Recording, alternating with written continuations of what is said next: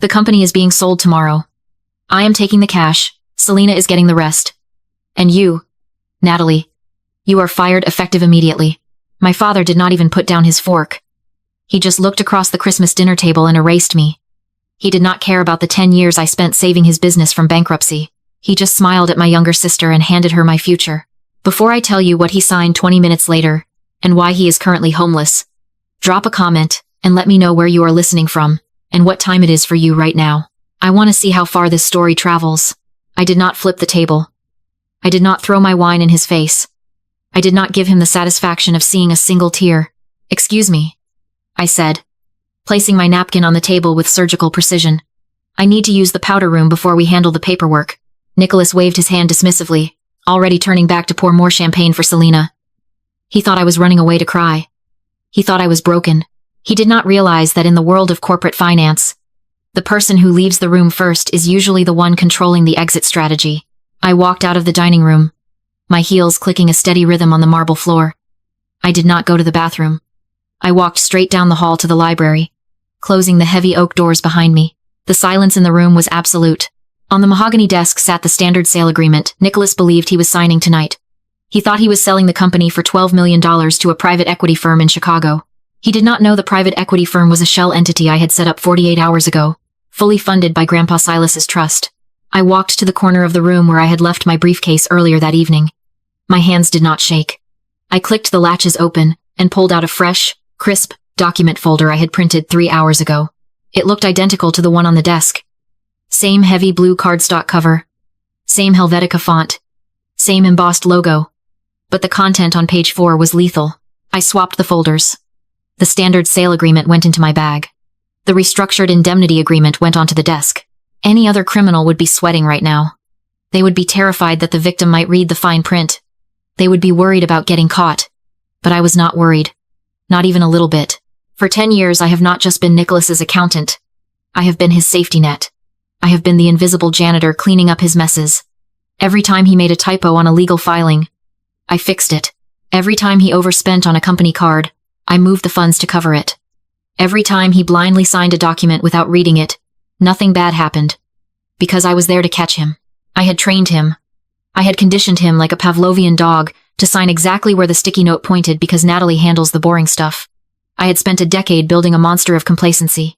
He trusted me not because he loved me, but because he thought I was a dull, unlovable workhorse who existed solely to serve him. His laziness was my weapon.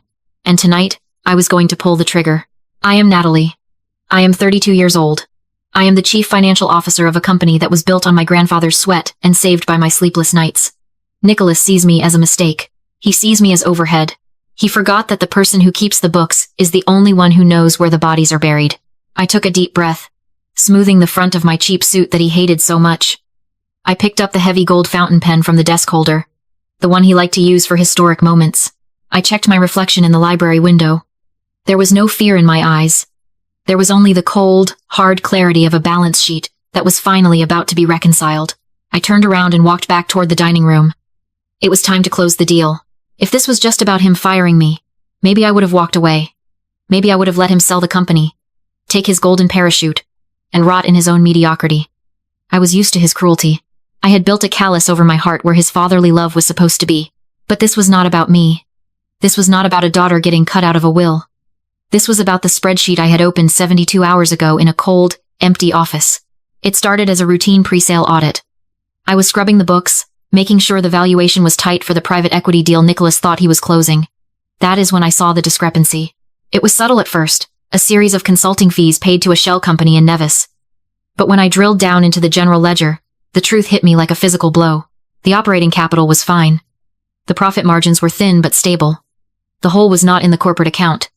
It was in the employee pension fund. $850,000. Gone. Nicholas had not just stiffed me. He had gutted the retirement savings of the 52 machinists, drivers, and warehouse workers who kept this business alive. Men like Mr. Henderson, our head of security, who had worked the night shift for 20 years so he could retire with dignity. Women like Mrs. Gable in payroll, who trusted us with her future. Nicholas had drained it all. And I knew exactly where it went. I had seen the markers of his gambling addiction for years. The frantic calls to investors who sounded like loan sharks. The sudden trips to Vegas for conferences that did not exist. He had bet the livelihoods of 50 families on a bad hand. And he had lost. I tightened my grip on the door handle of the library, but I did not open it yet. I let the memory of earlier this evening wash over me, fueling the fire in my chest. 3 hours ago, when the guests began arriving for the Christmas gala, Nicholas had pulled me into the kitchen. I was wearing my best suit, a charcoal gray blazer I had saved up for. He looked me up and down with a sneer that made me feel 6 years old again. "You look like a funeral director, Natalie," he had said, laughing loud enough for the catering staff to hear. "Do something useful. The servers are backed up. Take a tray and get Selena's friends some more Pinot Noir." He made the CFO of his company serve wine to my younger sister's influencer friends. I did it. I walked around the room with a silver tray. Invisible. While Selena held court in a silk dress that cost more than my car. But as I poured the wine, I noticed something. I saw the watch on Nicholas's wrist. It was a new Patek Philippe. Rose gold. Perpetual calendar. I know the market price for that watch. It was roughly $80,000. That watch was 2 years of Mr. Henderson's pension. That was the moment the sadness died. That was the moment the little girl who just wanted her daddy to be proud of her finally stopped breathing. I looked at him laughing with his rich friends, wearing stolen time on his wrist. And I realized he was not just a bad father. He was a parasite. I was not going back into that dining room to negotiate. I was not going back in there to make a scene. I was going back in there to euthanize a rabid animal before it could bite anyone else. I smoothed my cheap blazer. I adjusted the cuffs. I looked at the heavy oak doors separating me from the party.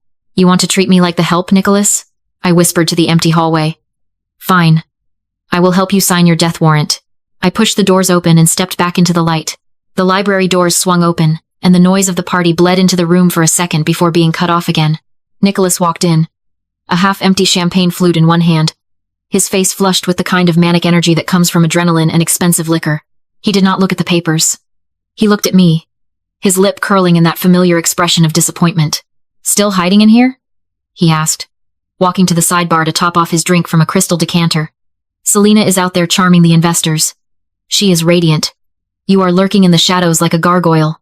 I stood behind the desk, my hands resting flat on the leather surface, right next to the restructured indemnity agreement. I did not move. "I needed to prepare the notary seal," I said, my voice flat. "You want this sale to close tonight, do you not?" "I want the wire transfer tonight," he snapped, turning around. "The buyers are waiting. The jet is fueled. By tomorrow morning, I will be in Monaco. And this rust bucket factory will be someone else's headache." He took a long swallow of his drink, some of it spilling onto his silk tie. He did not notice. He was vibrating with desperation. I knew why. The bookies were not just calling anymore. They were sending people to his house. He was not retiring. He was running. "What about the employees?" I asked. I knew the answer, but I wanted to hear him say it. I wanted to add it to the tally. "Mr. Henderson? The warehouse team? The new owners are going to liquidate the assets. They will all be fired." Nicholas laughed. It was a wet, ugly sound. "They are lucky I paid them at all. They are overhead, Natalie. Just like you." He walked over to the desk, invading my personal space. He smelled of scotch and stale fear. He leaned in close, his eyes bloodshot. "You think I care about them? I spent 30 years dragging this family uphill. I deserve my payout. I deserve to live without you people dragging me down." He reached out and flicked the lapel of my blazer. "You know, you are just like your Uncle David. You have his weak chin, his loser eyes. He did not have the stomach for business either. He died broke. And you are going to die alone." He thought he was hurting me. He thought he was twisting the knife. But he was wrong. David was the only man in this family who had ever treated me with kindness. David was the one who taught me how to read a balance sheet when I was 12. Nicholas thought comparing me to David was an insult. To me, it was a confirmation that I was on the right side of this war. "Just sign the papers, Nicholas," I said. He grabbed the heavy gold pen from my hand, his fingers brushing mine. His skin was clammy. "Do not tell me what to do," he sneered. "Just put your little stamp on the page and make yourself useful for once." He looked down at the document. For a second, my heart hammered against my ribs. The title on the cover page was correct. But if he flipped to page 4, if he read the personal guarantee clause, it was over. He flipped the cover open. I held my breath. "Where is the signature line?" he demanded, flipping past the first 3 pages without even glancing at the text. He was too drunk, too arrogant, and too used to me fixing his typos to bother reading. "Page 5, I said. Right at the bottom, he found the line. He did not hesitate. He slashed his signature across the paper with a violent flourish. the nib of the pen tearing slightly into the page. Nicholas Fairbanks. He tossed the pen onto the desk. Done. Notarize it. Then get out of my office. I have a party to enjoy. I picked up my notary stamp. I aligned it carefully next to his signature. I pressed down. The sound echoed in the quiet room like a gavel striking a bench. He smirked at me, grabbed his drink, and turned back toward the door. Try to smile, Natalie. You look miserable. It brings down the property value. He walked out, slamming the heavy doors behind him. I looked down at the document. The ink was still wet. He thought he had just sold the company for $12 million. He did not know he had just personally guaranteed a shortfall of $850,000, collateralized by his manor, his cars, and his private stock portfolio. He had not just signed a sale agreement. He had signed his eviction notice. I closed the folder. I picked up the pen he had thrown. I put them both into my briefcase and snapped the locks shut. It was time to join the party. I walked back into the dining room, the heavy folder tucked under my arm like a loaded weapon. The atmosphere had shifted. The polite murmur of the cocktail hour had been replaced by the boisterous, slightly desperate energy of a man who thinks he has just outrun a predator. Nicholas was standing at the head of the table, tapping a crystal spoon against his champagne flute. The sound rang out, sharp and piercing, silencing the room. "Attention, everyone," he boomed. His face flushed a deep, unhealthy red. He swayed slightly, steadying himself on the back of Grandpa Silas's wheelchair. Grandpa sat motionless, his chin resting on his chest, feigning the sleep of the senile and helpless. Nicholas did not even look at him. To Nicholas, his father was just a prop in the background of his victory lap.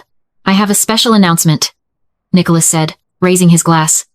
"Tonight is not just a Christmas party. It is a farewell. I have just successfully negotiated the sale of Fairbanks Industries for $12 million. Tomorrow, I retire." A ripple of polite applause went through the room. Selina squealed, clapping her hands and looking around for cameras to capture her reaction.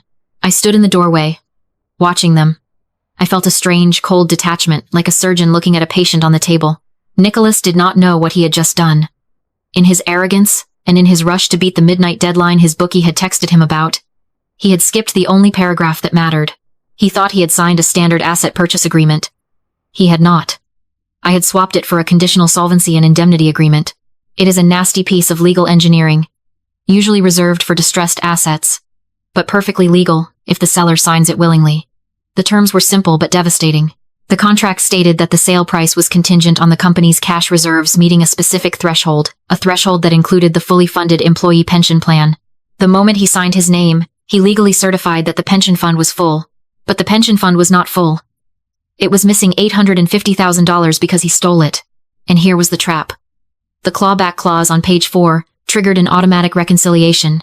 If a shortfall was detected during the solvency test, which my system would auto-run at midnight, the seller, meaning Nicholas, became personally liable for the difference. And since the company did not have the cash to cover his theft, the contract explicitly collateralized his personal assets to make up the deficit. He had not just sold the company. He had unknowingly pledged his manor, his vintage car collection, and his personal stock portfolio as collateral to cover the money he stole. He raised his glass higher, beaming at the room. "To new beginnings," he shouted. "And to leaving the dead weight behind." He looked directly at me when he said it. He grinned, a predator baring his teeth. He thought he had won. He thought he was flying to Monaco with a bag full of cash. He did not realize he had just signed a confession and a bankruptcy filing on the same page. I raised my water glass in a silent toast. To reading the fine print. Nicholas. I walked over to the side table where the notary logbook sat. I placed the signed folder next to it, ready for the auditors. The trap was set. The cage door was closed. Now, all I had to do was wait for him to realize he was locked in. Nicholas pulled me into the alcove near the kitchen, away from the guests, but close enough that I could smell the expensive cologne he used to mask the scent of his panic. He was smiling, but it was a feral, jagged thing. "You think you are clever, do you not?"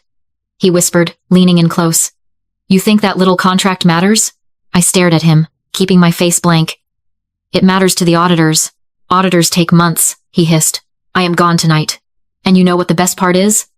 I am not leaving empty-handed." He pulled his phone out of his pocket. His thumb tapped the screen aggressively, bringing up the corporate banking app. He shoved the screen in my face. "Look at that, Natalie. Read it and weep." The door slammed. Silence. Selina rushed forward. "What about the guest house?" I handed her a paper, a job application, receptionist, minimum wage. She stared. "Then monetize somewhere else." I said. She stormed out after him. I went to Grandpa Silas. He's gone, I whispered. He squeezed my hand. I took the head of the table, pushed Nicholas's chair aside. The party's over, I said. The work begins. In the CEO office, I logged into his computer. Nicholas Fairbank CEO. Delete user. His name vanished. Snow fell outside. For the first time in 32 years. The quiet felt like peace.